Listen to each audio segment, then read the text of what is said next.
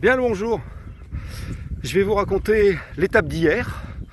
Donc en fait, je m'explique un peu parce que ça paraît pas très logique l'histoire. En fait, le soir, j'ai pas le courage de vous faire l'étape de la journée. Quand t'arrives, t'as autre chose à faire en fait. T'as plein de choses à faire. Donc du coup, je vous le fais que le lendemain matin quand t'es sûr que c'est fini l'étape et puis que j'ai tout un peu l'histoire en tête durant le chemin. Ça m'occupe 5 minutes en même temps que je marche. Donc voilà. Donc l'étape d'hier, Ulia Zaroc, ça devait pleuvoir toute la journée, ça devait être pire que le jour d'avant, ça l'a pas été. Le temps était correct, bien sûr que ça a plu par moment, mais bon, ça n'a pas été ouais ou comme ça là. Il y a eu mes périodes de pluie, mais c'était bien. Je traversais Saint-Sébastien, très beau, la partie de la Concha, donc la coquille, très très beau, très très sympa. Et puis après tout ça, j'ai marché un long moment le matin avec Henri. Voilà, Henri, si tu me regardes, coucou. Et puis l'après-midi, j'ai marché. Voilà, vous avez vu, j'ai rejoint une espèce de gîte Donativo. Le principe du Donativo, c'est que tu donnes ce que tu veux. Café, 2 pizzas, enfin 2 morceaux de pizza, voilà. Tu donnes ce que tu veux dans une petite caisse. Et donc là, j'ai rejoint Hugues et Martine, des Québécois, avec qui on a marché à la fin de l'après-midi. Puis j'ai laissé après dans une montée Martine qui avançait un petit peu plus doucement que moi. Puis moi, j'étais pas à la même auberge qu'eux. Alors, hier soir, 2 petites aventures sympathiques. La première, je vais au Zaroc Hotel où j'avais réservé. Quand je rentre, moquette de 5 cm d'épaisseur, meuble super beau. Je me dis, ça me paraît bizarre cette histoire. Donc le gars est en chemise et tout, hyper classe. Donc je lui demande dans mon anglais correct mais quand même un peu approximatif. Donc il me demande mon nom, il vérifie en effet j'ai pas de réservation et là il comprend tout de suite et il me dit qu'il y a un Zaroc Hostel, ce qui n'est pas la même chose visiblement. Et donc le Zaroc Hostel, en effet c'était à l'autre bout de la ville, il y a encore 10 minutes à pied. De l'autre côté en revenant sur mes pas, c'est pas grave, j'ai fait, puis voilà. Installé au Zaroc Hotel, c'était très bien. Petit dortoir de 4, là comme vous avez vu hier soir, parfait. J'étais installé depuis un moment. Et puis le gars de l'auberge, Claudio, vient me voir. On était ennuyé comme pas possible. Parce qu'il y avait un couple de personnes, de Sud-Coréens, qui voulaient absolument dormir dans le lit, le monsieur au-dessus, la dame dans le lit du dessous. Donc il me demandait si j'étais d'accord de changer mes plans et de changer de lit. Alors bon, je vais changer de lit, qu'est-ce que tu veux que je te dise? Voilà, faisons l'amour, pas la paix, pas la guerre, pardon. Donc pour le coup, c'était cool. Parce que Claudio, il était tellement ennuyé qu'il a voulu me remercier et il m'a payé un burger au restaurant qui était juste en dessous. Voilà, donc c'était super sympa. J'ai bouffé à l'œil, quasiment. Et puis voilà. Donc hier, les paysages devaient soi-disant pas être géniaux. Franchement, c'était très très bien. Là, on est dans une région, il y a un peu des vignobles, c'est assez joli. Et puis voilà, aujourd'hui, je suis parti, il y avait pas mal de pluie, mais ça, vous le saurez demain. Et vous le verrez déjà dès ce soir, si je monte la vidéo ce soir.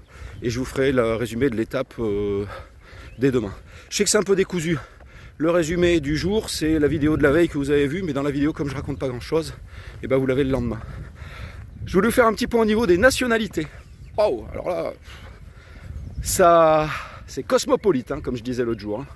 Donc les nationalités, on va commencer conteneur américain, donc Québec, United States, Brésil, ensuite en Europe, Angleterre, Pays-Bas, Allemagne, République tchèque, ce matin Biélorussie, France forcément, et puis sud-coréen et japonais.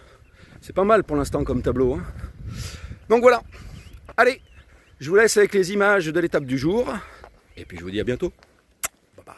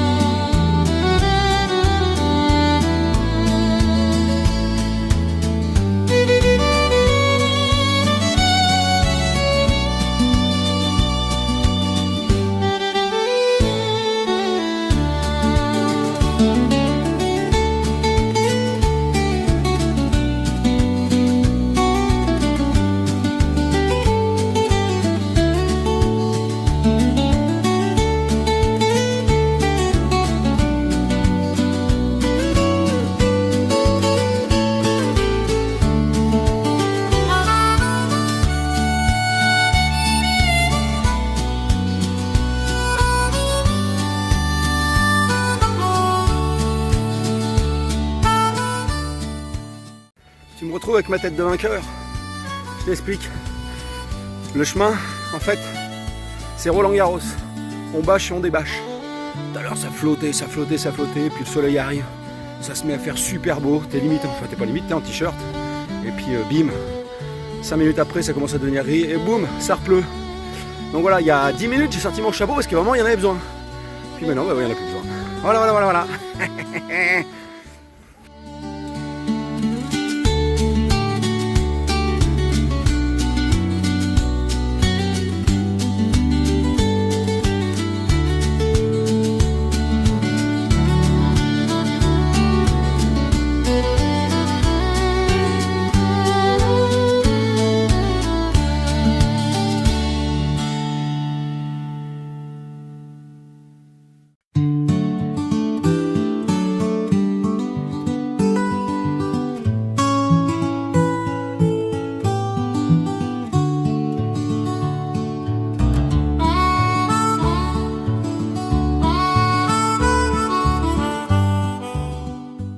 J'arrive à Débat après 24-25 km. Je commence à être un peu cuit et j'ai l'impression qu'il y a la fête au village. Ça sent pas bien bon pour pouvoir aller à l'auberge. J'espère qu'il va y avoir de la place. Wow, c'est blindé.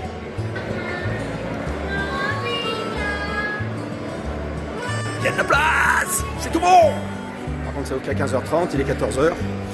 Mais comme j'ai grignoté tout le long du chemin, bah, j'ai pas faim. Donc je vais voir où c'est. Et puis voilà. Elle m'a dit vers la gare, la dame. Donc en avant. Je sais pas si ça va être calme cette nuit.